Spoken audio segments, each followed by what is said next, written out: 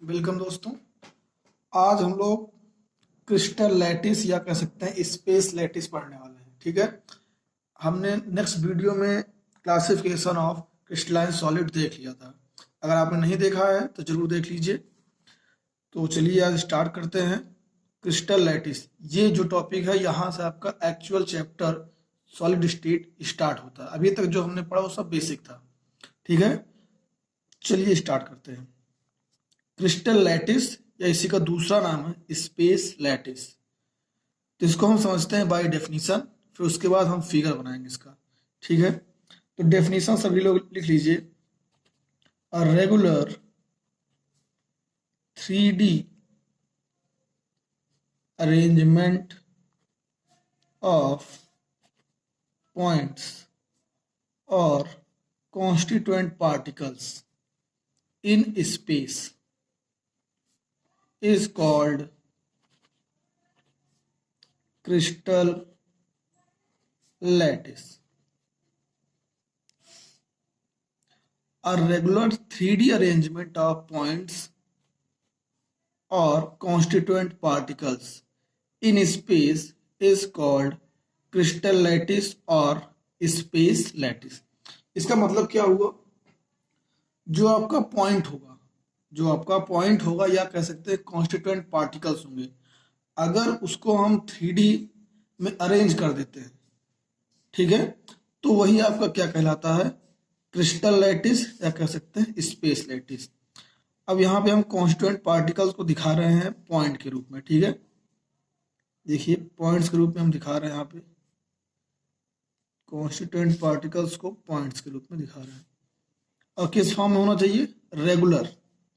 अब मान लीजिए दो पॉइंट्स के बीच में एक पॉइंट ले लेते हैं, ये देखते रहिए।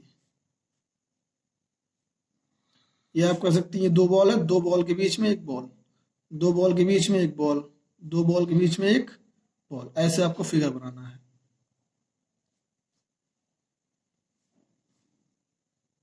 ये आपका रेगुलर अरेंजमेंट है कॉन्स्टिट्यूएंट पार्टिकल्स आप कह सकते हैं पॉइंट्स का।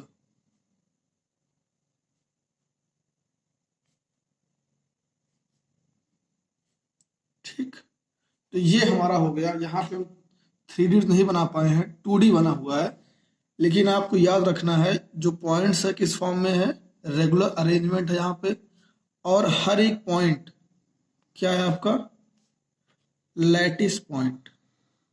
लैटिस पॉइंट या इसे दूसरा नाम है लैटिस साइट। तो याद रखिए हर एक पॉइंट, जितने पॉइंट हैं, हर एक पॉइंट क्या है आपका? लैटिस पॉइंट कहते हैं, या इसी दूसरा नाम है लैटिस साइट। ठीक, तो ये रहा हमारे पास फिगर क्रिस्टल लैटिस का। ये सबको समझ में आ गया होगा। अब most important, unit cell. Unit cell क्या होता है? यूनिट सेल, यूनिट सेल क्या है आपका? देखिए इसको यूनिट सेल समझने से पहले आप एक चीज समझ लीजिए। जैसे मान लीजिए आपको कोई दीवार बनानी है, दीवार कैसे बनेगी? एक ईंट, दूसरी ईंट, तीसरी ईंट, मतलब ईंट के ऊपर ईंट आप रखते चले जाइए, तो क्या बन जाएगा आपका? एक दीवार बन जाएगी। ठीक है, तो जो ये आपकी ईंट है, एक ईंट, this is called unit cell. ध्यान समझिए, अगर हम इसी एक ईंट को बार बार रिपीट करते जाएं तो एक दीवार बन जाएगी। तो ये छोटी सी ईंट है, this is called unit cell. ठीक, अब इसको हम बाय डेफिनेशन समझते हैं। ध्यान से देखिए, the smallest 3D unit, the smallest 3D unit which can form lattice, which can form lattice after repetition, after repetition। इसका क्या मतलब हुआ कि the smallest 3D unit which can form lattice after repetition, मतलब वह छोटा सा यूनिट जिसको हम बार बार रिपीट करें और हमें क्या मिल जाए? एक कंप्लीट लैटिस मिल जाए, तो उसी छोटे से यूनिट को हम क्या कहेंगे? Unit cell. ठीक, डेफिनेशन क्लियर हुआ होगा। अब आपको हम यहाँ पे यूनिट सेल बना के दिखाते हैं। देखिए, इस पॉइंट्स को इससे मिला दीजिए, इसको इससे, इसको इससे, इसको इससे। ठीक, और यहाँ पे इसको ये वाला नीचे ले लीजिए, ये वाला, ये वाला, इसको इससे मिलाइए, इसको इससे मिलाइए, इसको इससे मिलाइए, और इसको इससे मिलाइए। ये देखिए आपका एक यूनिट सेल बन गया है। अब अगर इसी को हम बार बार रिपीट करेंगे तो क्या बन जाएगा? लैटिस बन जाएगा। इससे और देख लीजिए, इसको हमने इससे मिलाया, इसको इसमें, इसको इसमें, ये नीचे हमने लिया, इसको यहाँ मैच किया, इसको यहाँ। ये देखिए आपका दो बॉक्स दिख रहा होगा। अगर इसी को हम बार बार रिपीट करेंगे आगे तो पूरा एक क्या बन जाएगा? लैटिस बन जाएगा, या आप कह सकते हैं क्रिस्टल लैटिस बन जाएगा। तो यूनिट सेल सबको क्लियर, क्रिस्टल लैटिस सबको क्लियर होगा। अब हम आगे देखते हैं टाइप ऑफ यूनिट सेल, कि यूनिट सेल कितने टाइप के होते हैं। अब हम देखते हैं type of unit cell. Unit cell दो पार्ट में डिवाइड है। ठीक है, पहला आपका है प्रिमिटिव यूनिट सेल। ठीक है, इसी का दूसरा नाम है सिंपल यूनिट सेल। ठीक, और दूसरा आपका क्या है? Centred unit cell, centred unit cell. ठीक है, यूनिट सेल दो पार्ट में डिवाइडेड है, primitive unit cell, centred unit cell. ठीक, अब आपका जो ये सेंटर्ड यूनिट सेल है, ये आपका तीन पार्ट में डिवाइड है, 1, 2 एंड 3। कौन कौन सा? ध्यान से देखिएगा। पहला आपका है बॉडी सेंटर, BCC। ठीक है, दूसरा आपका है FCC, face centre unit cell, और लास्ट आपका है end centre, end centred unit cell. कौन कौन से हैं? Body centre unit cell, face centred unit cell, and last end centred unit cell. ठीक है, तो टोटल कितना हो गया? 4। फर्स्ट सिंपल यूनिट सेल, दूसरा बॉडी सेंटर, तीसरा face centre, fourth end centre. अब 1 बाय 1 करके हम डिफाइन करने वाले हैं। ठीक है, सबसे पहले सिंपल यूनिट सेल। ठीक है, या इसी का दूसरा नाम क्या है? Primitive unit cell. अब यहां पे हम बनाते हैं, ये हमने बना दिया यूनिट सेल। ठीक है, ये हमने बना दिया यूनिट सेल। अब ध्यान से देखिए, अगर कितने कॉर्नर हैं? 8 कॉर्नर्स हैं। ठीक है, कितने कॉर्नर्स हैं? 8 कॉर्नर हैं।